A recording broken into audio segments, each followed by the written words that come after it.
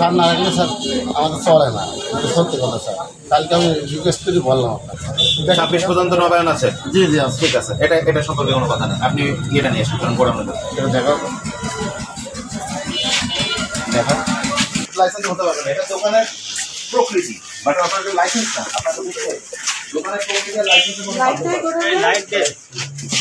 আচ্ছা এত বড় আপনি গোডাউন বানাচ্ছেন, যদি আগুন ধরে লাইট দেন তো, লাইট দেন একটু। আগুনের প্রোটেকশন রাখেন নাই না, এটা কিন্তু ঠিক করেন নাই।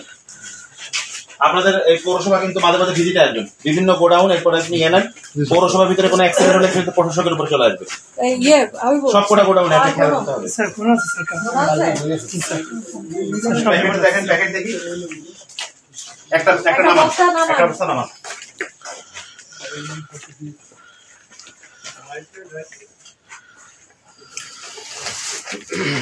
ওনারা নামাজ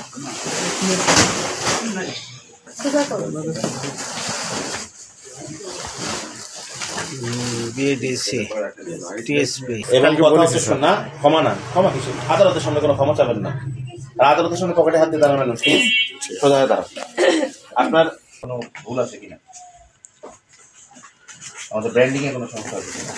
আপনি যে বিএডিসি থেকে নিয়ে আসলেন, আপনার তো কোনো ডকুমেন্ট নেই, আপনি কোথা থেকে কিভাবে নিয়ে আসলেন? কালকে যে বললাম স্যার নপাড়া দিন এসেছিলাম। নপাড়া থেকে তাহলে ওটা রিসিপ্ট ডকুমেন্ট কই? স্যার ওরা ওই ড্রাইভারের চালান দেয়, ড্রাইভার ভাড়া নিয়ে আসবে, চালানে আবার সই করে নিয়ে যায়। তার মানে আপনার কাছ থেকে আসে নাই? ডকুমেন্ট নাই। না, তাহলে আপনি যে একটা জায়গা থেকে সার নিয়ে নিউজ হয়েছে, সেই নিউজের ভিত্তিতে আমরা জানতে পেরেছি যে এখানে কিছু অবৈধ সার মজুত করা হয়েছে। আমাদের যেখানে অবৈধ সার মজুত করা হয়েছে উনি কীটনাশকের দোকান, ওনার সারের কোনো লাইসেন্স নেই এবং ওনার সার বিক্রির কোনো এখতিয়ার নেই।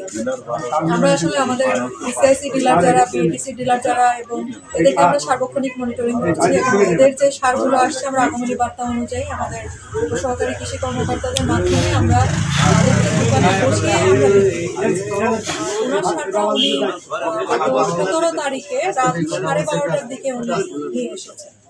আমরা এখানে আজকে একটি অভিযানে আসি, আমরা জানতে পেরেছিলাম তিনি বাইরে থেকে সার নিয়ে এসে আমাদের দর্শনার এখানে গুদামজাত করেছেন, কিন্তু তার এই কার্যক্রম একটা মিসকনসেপ্ট সবার মধ্যে ছড়িয়ে দিচ্ছে যে আমরা মনে হয় সারের শর্টেজে আছি, কিন্তু আমরা কৃষি অধিদপ্তরের মাধ্যমে জানতে পেরেছি আমাদের উপজেলা সারের শর্টেজে নাই।